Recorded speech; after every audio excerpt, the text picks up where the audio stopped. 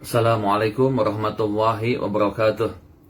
Innal hamdalillah nahmaduhu wa nasta'inuhu wa nastaghfiruh wa na'udzu billahi min shururi anfusina wa min sayyiati a'malina.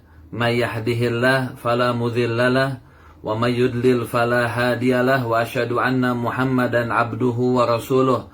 Allahumma shalli ala Muhammad wa ala alihi wa sahbihi wa man tabi'ahum bi ihsanin ila yaumiddin.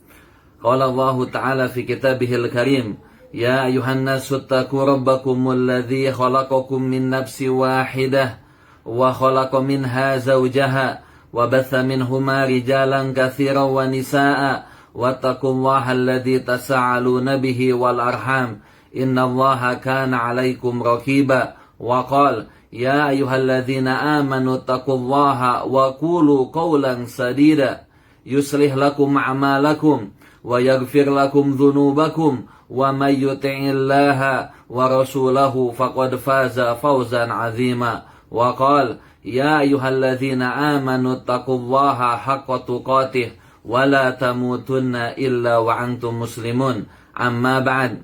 Ma'asyiral muslimin yang dirahmati Allah Subhanahu wa taala, alhamdulillah pada sore hari kali ini kita diberikan kesehatan oleh Allah Subhanahu wa ta'ala, diberikan kesempatan untuk mempelajari salah satu dari ilmunya, yaitu ilmu syar'i. Salawat dan salam tak lupa kita sanjungkan kepada baginda Nabi besar Muhammad sallallahu alaihi wasallam.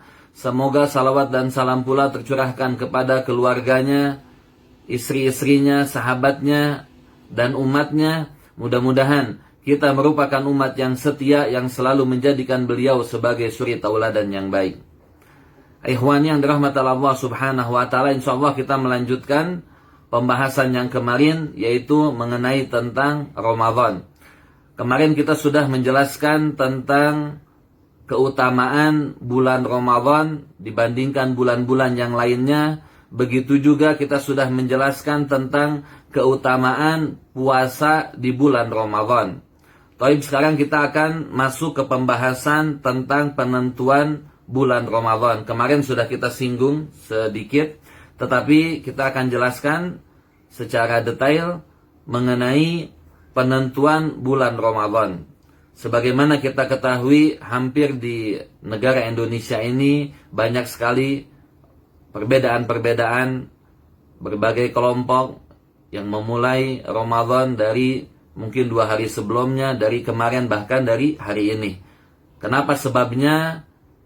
Sebabnya adalah memang terdapat khilaf, terdapat perbedaan pendapat, yang mana perbedaan pendapat ini tidak menjadikan kita saling bermusuhan. Selama dia memiliki dalil yang benar, maka silahkan.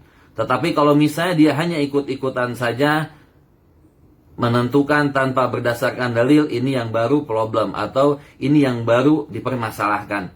Taib, kita menentukan kapan waktu pertama memulai bulan Ramadan, sebagaimana Rasulullah SAW beliau mengajarkan kepada kita, beliau menuntun kita.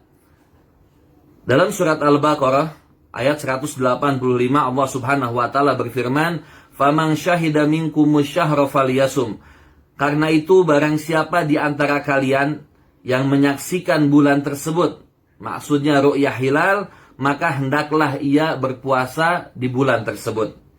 Bahkan Rasulullah sallallahu alaihi wasallam menjelaskan, "Idza ra'aituhum al-hilala fasumuh wa idza ra'aitumuhu fa'aftiru fa in gumma 'alaikum fa'akmilul 'iddata 30 yauman." Yang artinya, jika kalian melihat hilal bulan sabit permulaan Ramadan, maka puasalah. Dan jika kalian melihat pada bulan berikutnya, yaitu bulan Syawal, maka berbukalah. Jika kalian melihat kondisi awan itu mendung, maka genapkanlah. Fa'akmilul 'iddata 30 yauman. Jadi jelas, pertama kali kita melihat bahwasanya ru'yatul hilal. Bisa kita lihat atau tidak? Kalau misalnya bisa kita lihat, maka kita menentukan 1 Ramadan atau 1 Syawal pada hari berikutnya. Tetapi kalau misalnya kita tidak bisa melihat ru'yatul hilal, tidak terlihat karena mendung, karena cuaca dan lain sebagainya, maka genapkan bulan tersebut, maka besoknya menjadi tanggal 30, baik tanggal 30 Sya'ban atau 30 Ramadan, maka lusanya baru kita menentukan 1 Ramadan atau 1 Syawal. Jadi jelas Nabi Muhammad SAW menjelaskan yang pertama kali hitungannya adalah ru'yatul hilal.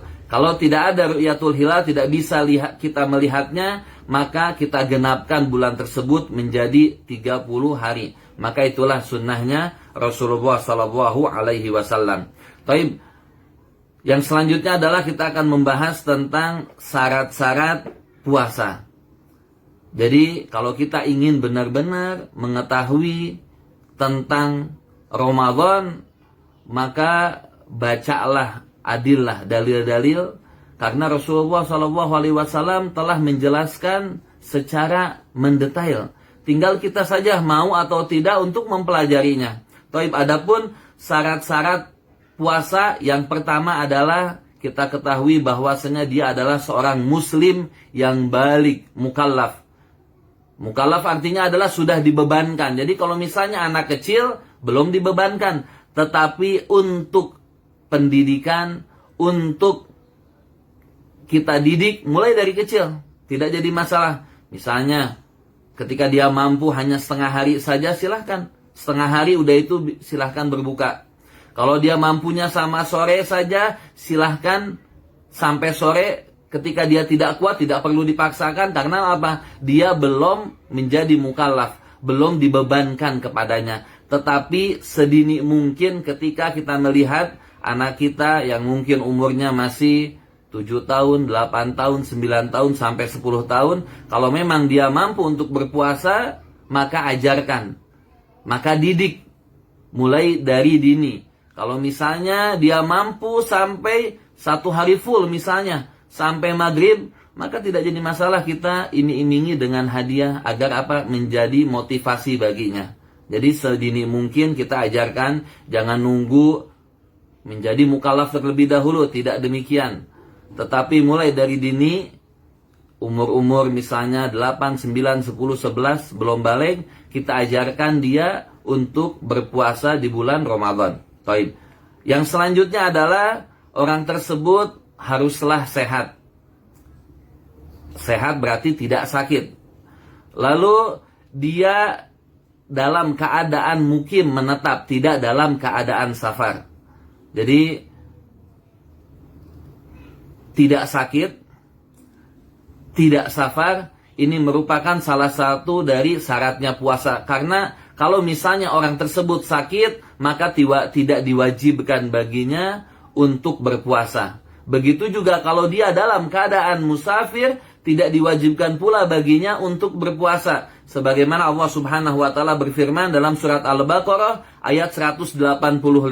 Wa man kana minkum maridhan aw ala safarin fa'iddatum min ayyamin ukhra. Barang siapa dari kalian dalam keadaan safar, berpergian, atau dalam keadaan sakit, maka hendaklah ia mengganti puasa tersebut pada hari yang lain. Jadi ini menandakan bahwasannya ada keringanan bagi orang yang sakit dan orang dalam keadaan safar. Taib. Yang selanjutnya adalah ia pun suci dari haid dan nifas. Karena orang yang haid dan orang yang nifas tidak dibebankan, tidak diwajibkan baginya untuk berpuasa di bulan Ramadan.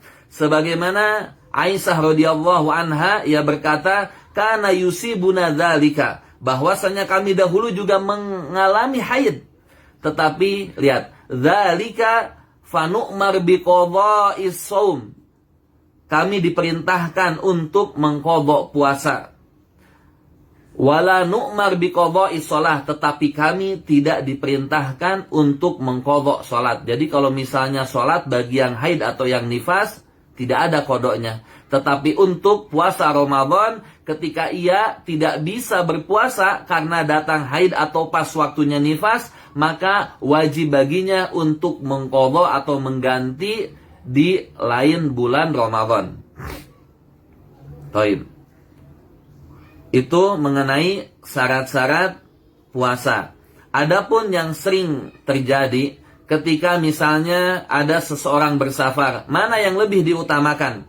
Apakah lebih mengutamakan berpuasa atau tidak berpuasa? Dalam keadaan demikian, para ulama menerjemahkan dalam 3 kondisi. Jadi kalau misalnya seseorang ini dalam keadaan safar, mana yang lebih utama? Apakah dia ini lebih utama puasa atau tidak?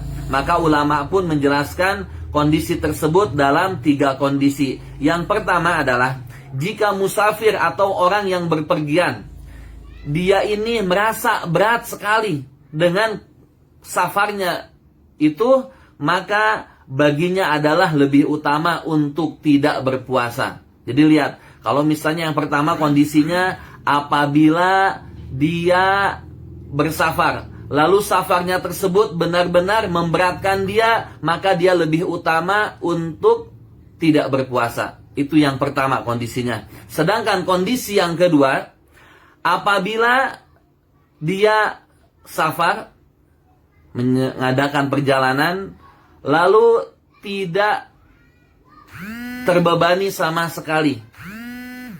Artinya apa? Ketika ia mungkin safarnya ini hanya safar dalam hitungan 1 jam atau 1,5 jam, artinya basit, hanya ringan sekali, maka baginya adalah lebih utama untuk melanjutkan puasanya, tidak berbuka karena alasan safar tersebut. Ini kondisi yang kedua. Sedangkan kondisi yang ketiga apabila perjalanannya ini bisa membuat dia sakit atau sampai tumbang misalnya ketika dia berpuasa, maka wajib baginya untuk tidak berpuasa. Maka dilihat terlebih dahulu bagaimana kondisi safarnya. Kalau masuk kondisi safar yang ketiga, misalnya dia berpuasa, ini malah membuat dia sakit, membuat dia sampai tumbang atau merugikannya. Karena dalam kaidah sebagaimana Nabi Muhammad SAW beliau bersabda, la dharar wa la dirar, tidak merugikan diri sendiri dan tidak merugikan diri orang lain. Jadi kalau misalnya Allah memberikan keringanan kepada orang yang safar, dilihat kalau safarnya ini dia paksakan berpuasa, lalu ia sampai bisa sakit, bisa tumbang, maka wajib baginya untuk membatalkan puasa tersebut. Jadi dilihat dari 3 kondisi tersebut. Kalau misalnya ringan, misalnya kita mengadakan perjalanan 1 jam, tetapi ini sudah masuk dalam kata safar, maka lebih utama kita melanjutkan, lebih utama kita meneruskan puasa tersebut. Tetapi kalau misalnya memberatkan kita, maka silahkan ambil rukhsah tersebut, karena Allah Subhanahu wa Ta'ala menyukai hambanya ketika mengambil keringanan yang ia berikan. Taib. Yang selanjutnya, ikhwan wa akhwan yang dirahmati Allah Subhanahu wa Ta'ala, orang-orang yang mendapatkan keringanan pada bulan puasa ini. Salah satunya adalah tadi sudah kita jelaskan, orang yang sakit, orang yang dalam keadaan safar, sebagaimana dijelaskan dalam firman Allah surat Al-Baqarah ayat 185, wa man kana minkum maridhan aw ala safarin fa'iddatum min ayyamin ukhra. Taib. Yang selanjutnya adalah yang mendapatkan keringanan, yaitu orang yang sudah lanjut usia. Jadi orang yang lanjut usia, misalnya dia berumur sekitar 70 tahun, 80 tahun, atau mungkin ada juga yang sudah 50 tahun atau 40 tahun, dia memiliki penyakit yang tidak memperbolehkan baginya untuk berpuasa. Misalnya maaf, dia ini wajib mengonsumsi yang namanya obat, maka tidak ada kesempatan dia untuk bisa berpuasa. Atau kalau misalnya dia berpuasa, malah kesehatannya semakin memburuk. Kalau misalnya dia sudah lanjut usia, tidak dimungkinkan misalnya sembuhnya, tetapi kalau misalnya sakitnya ini sakit seperti misalnya maaf kayak model diare mungkin, atau misalnya ada kemungkinan dia disembuhkan, maka dia jatuhnya kepada orang yang sedang sakit. Maka orang yang sakit dia harus atau wajib mengganti puasa pada hari yang lain selain bulan Ramadan. Tetapi orang yang lanjut usia,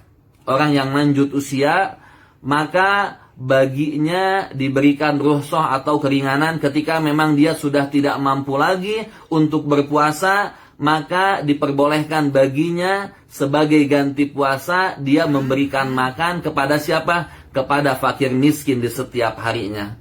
Kalau dia misalnya selama 30 hari tidak berpuasa sama sekali karena memang sudah uzur, maka baginya memberikan kepada 30 fakir miskin.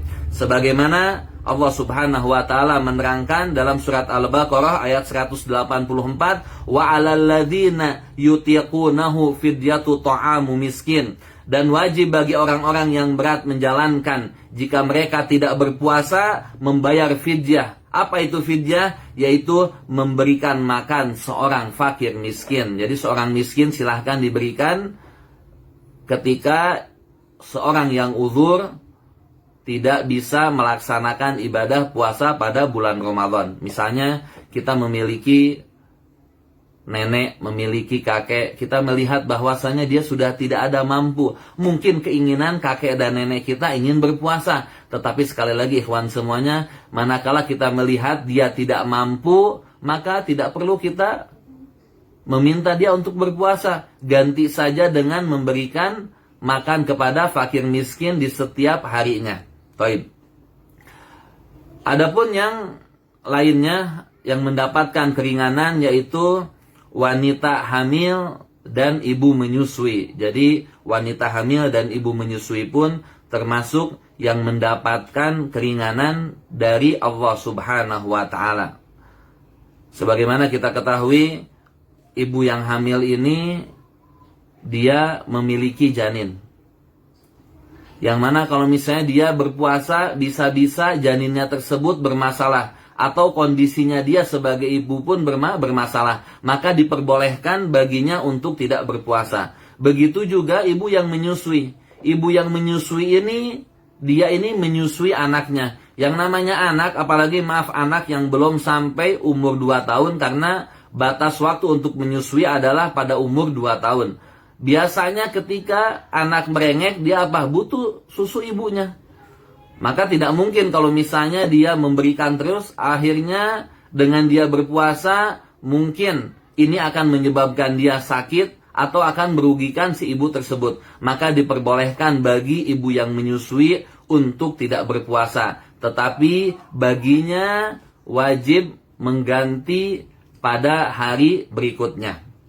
Baik, itu mengenai keringanan-keringanan yang diberikan oleh Allah Subhanahu wa taala kepada orang-orang yang tidak melaksanakan ibadah puasa. Jadi ada pengecualian, misalnya orang yang sakit, orang dalam keadaan safar, orang yang sudah uzur, ibu menyusui dan ibu yang sedang hamil. Kalau misalnya ibu yang sedang hamil, ibu menyusui, dia kuat ya tidak jadi masalah. Tetapi kalau misalnya sampai bisa memperburuk kondisinya dia, maka lebih baik dibatalkan saja, tidak perlu puasa, nanti tinggal mengganti di hari yang lain. Baik. Adapun rukun-rukun puasa yang pertama adalah wajib niat. Jadi niat ini wajib bagi setiap muslim yang hendak berpuasa.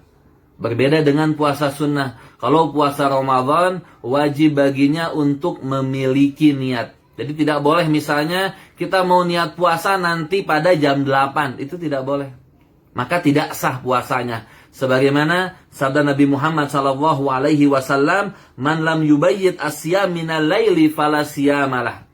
Orang yang tidak berniat sejak malam harinya, maka tidak ada puasa baginya. Maka niat ini sebelum fajar, sebelum masuk atau sebelum akhir waktu imsak. Jadi sebelum azan, maka wajib bagi kita untuk melantunkan niat. Sedangkan niat ikhwan wahwan ya rahmat Allah Subhanahu wa taala, niat ini mahalluha fil qalb. Tempatnya adalah di hati. Tidak disyaratkan harus kita mengucapkannya. Jadi cukup kita niat di hati sebelum datang waktunya fajar, maka itu sudah cukup. Berbeda dengan puasa sunnah. Kalau puasa sunnah, boleh kita misalnya pada pagi hari, kita tidak ada niat puasa sunnah. Tetapi ketika kita melihat tidak ada satupun yang bisa kita makan, lalu kita niat pada waktu itu untuk berpuasa sunnah, itu dibolehkan. Sebagaimana Aisyah pernah bercerita bahwasanya pernah Nabi pada suatu hari datang menanyakan apa yang engkau miliki. Maka ketika Aisyah tidak mendapatkan atau mengatakan tidak memiliki apa-apa, maka Nabi pun aku puasa. Tetapi pada hari yang lainnya, Nabi Muhammad SAW datang kepada Aisyah juga. Dia mengatakan, Aisyah, apa yang kau punya? Ketika ada satu hadiah yang diberikan oleh orang lain, maka Nabi pun memakannya. Jadi, untuk puasa sunnah tidak bisa disamakan dengan puasa Ramadan. Kalau puasa Ramadan, wajib bagi kita memiliki niat sebelum fajar. Dari malam hari juga boleh, tidak jadi masalah. Tetapi pada puasa sunnah dibolehkan bagi kita menurut pendapat yang kuat sebelum masuk waktu zuhur, yaitu sebelum tergelincirnya matahari.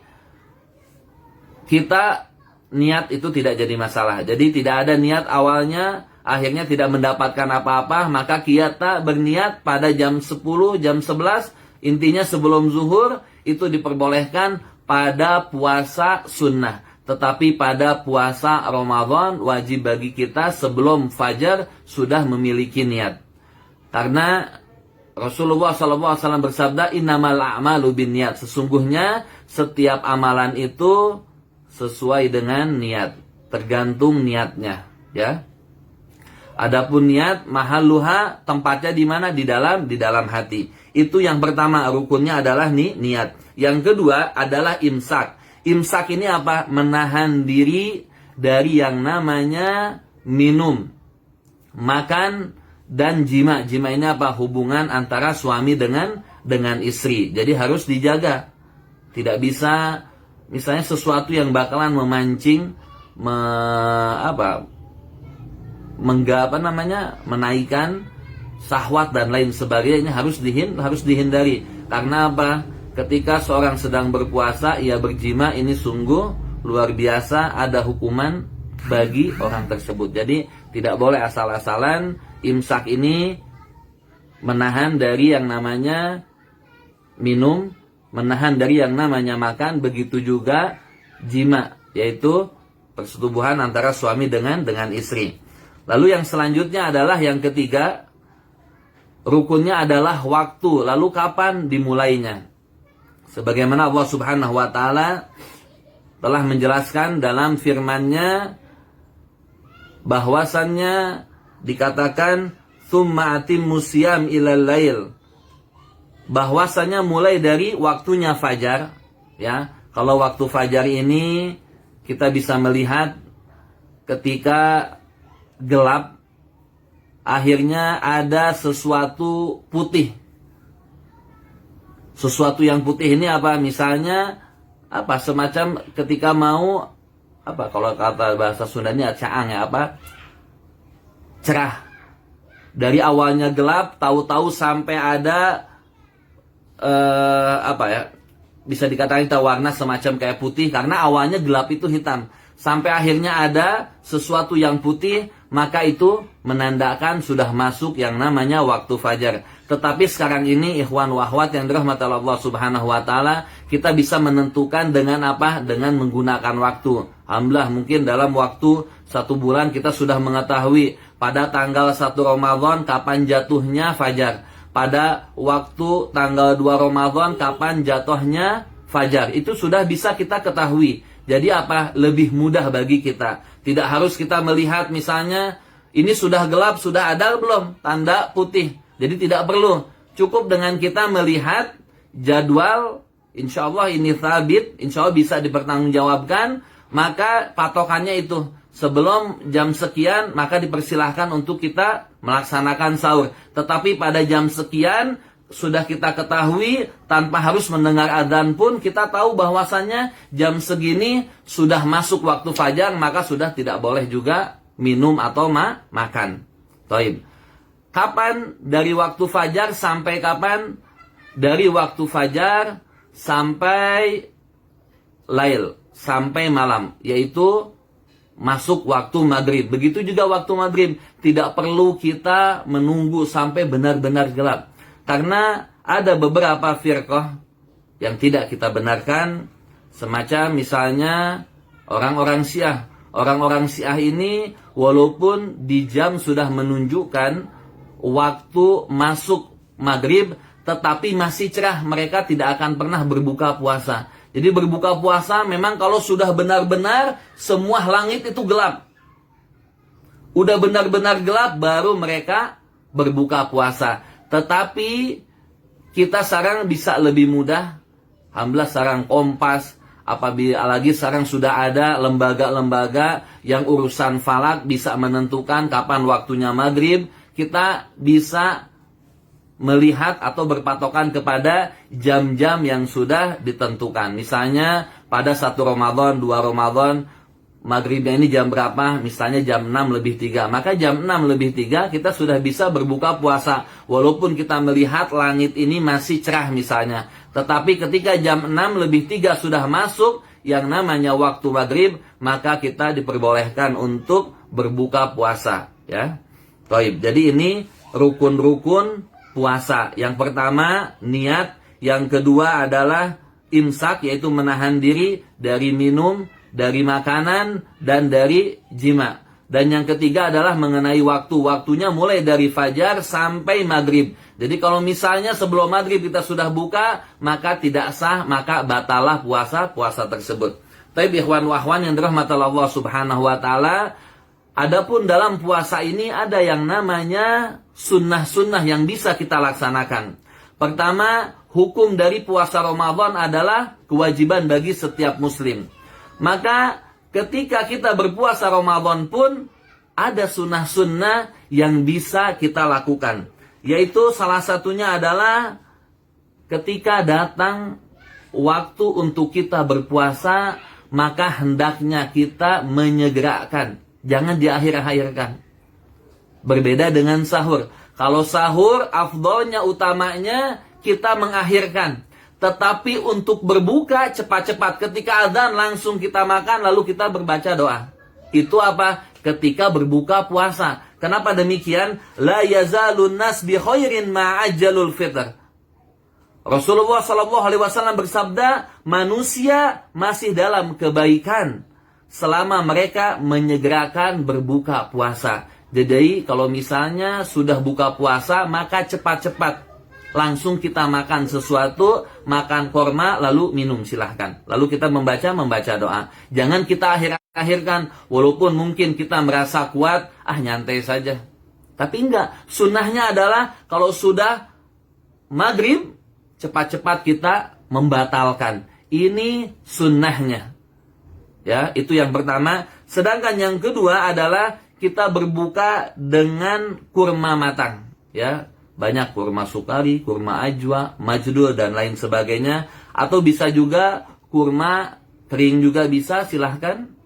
Yang penting kurma ini apa? Merupakan sunnah. Karena Rasulullah SAW beliau selalu berbuka dengan apa? Dengan kurma. Jadi kalau kita mengikuti berbuka pertama kali dengan kurma, maka ini pun merupakan sunnahnya Rasulullah SAW. Lalu yang kedua, yang ketiga, yaitu berdoa. Berdoa, kita mungkin banyak juga yang menghafalkan doa yang sering kita baca. Zahabad dhama wabdalatil uruq wa thabatul ajru insyaallah. Atau mungkin juga ada yang biasa membaca doa Allahumma laka sumtu wa ala rizkika aftartu wa bika amantu wa alaika tawakkaltu fataqabbal minna innaka antas samiul alim. Tapi yang paling kuat yang tadi ana katakan, yang pertama zahabad dhama wabtalatil uruq wa thabatul ajru insyaallah. Insyaallah ini sangat mudah, silahkan dihafalkan. Dengan kita membaca doa tersebut, maka kita pun akan mendapatkan pahala sunnahnya. Kalaupun misalnya Ustaz saya tidak menghafalnya, tidak membacanya, tetap sah puasanya, tetap sah puasanya. Tetapi kan rugi kalau Rasulullah mengajarkan kepada kita untuk membaca doa tersebut dan kita mendapatkan pahala karena mengerjakannya. Maka lebih utama kita mengikutinya. Baik. Yang selanjutnya adalah yang keempat, sahur. Nah, ini sering juga nih orang-orang yang dia kadang mengambil sahur dari kapan? Dari malam, jam 12 atau jam 11 malam.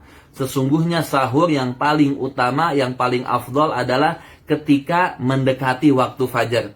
Jaraknya kapan? Kurang lebih kalau kita membaca 50 ayat Al-Quran.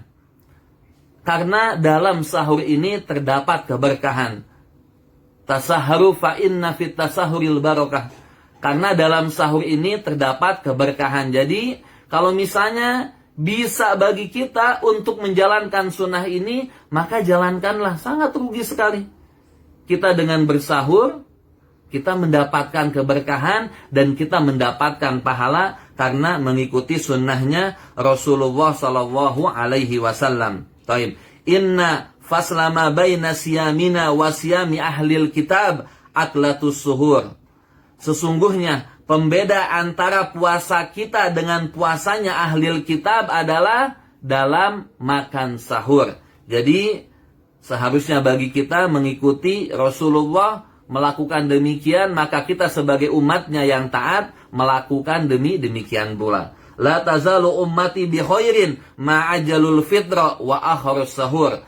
Umatku masih dalam kebaikan selama mereka menyegerakan berbuka puasa dan mengakhirkan sahur. Hadis riwayat Ahmad dalam hadis 20.805 dan ini merupakan hadis yang sahih. Jadi lihat perbedaannya, kalau buka puasa segerakan. Tetapi kalau misalnya sahur kita akhirkan, ya, kita akhirkan, mau mendekati fajar tidak jadi masalah, itu sunnahnya yang Rasulullah ajarkan kepada kita. Jadi ikhwan wa akhwat yang dirahmati Allah Subhanahu wa taala, ini merupakan sunnah-sunnah yang bisa kita lakukan, yang bisa kita laksanakan untuk mendapatkan pahala karena kita ittiba'us sunnah, mengikuti sunnahnya Rasulullah Sallallahu Alaihi Wasallam. Tapi mungkin yang terakhir sebelum kita tutup, kita akan menjelaskan tentang perkara-perkara yang makruh atau yang hendaknya kita hindari, jangan sampai kita lakukan agar kita bisa mendapatkan pahala Ramadan, pahala puasa Ramadan dengan sempurna. Jadi hal-hal yang makruh, yang dibenci, itu harusnya kita hindari. Jangan sampai kita melakukan. Tapi yang pertama adalah tidak boleh bagi kita untuk berlebih-lebihan dalam berkumur, istinsar, ya. Jadi kalau misalnya mau wudhu pun jangan terlalu seperti biasanya, ya, dikurangi. Begitu juga memasukkan air ke dalam hidung, ya.